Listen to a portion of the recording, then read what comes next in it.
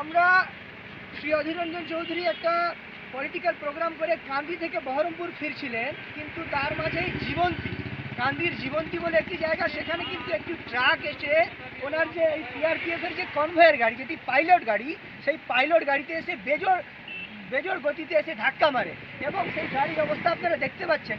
এবার এই গাড়ির ঠিক পিছনেই কিন্তু থাকে কিন্তু অধীরবাবুর গাড়ি। এবার এটা একটা বড় সড়ো একটা নিরাপত্তা এটা বিঘ্নিত হওয়ার কারণ ছিল, বা বলা যেতে পারে যে প্রাণে বাঁচলেন শ্রী চৌধুরী, কারণ এই গাড়ির একেবারে পেছনেই কিন্তু ওনার গাড়িটা থাকে।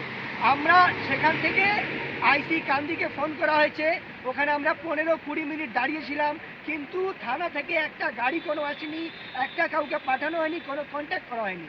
এই ধরনের একটা ইলেকশন পিরিয়ডে যখন সমস্ত জেলায় পুলিশের এসপি থেকে নিয়ে ফাঁড়িতে থানায় সব জায়গায় জানানো থাকে প্রত্যেকটা প্রোগ্রাম, তখনও পুলিশের এই গাফিলতি, না ছিল একটা পাইলট কার পুলিশের, না ছিল স্থানীয় পুলিশের কোনো গাড়ি।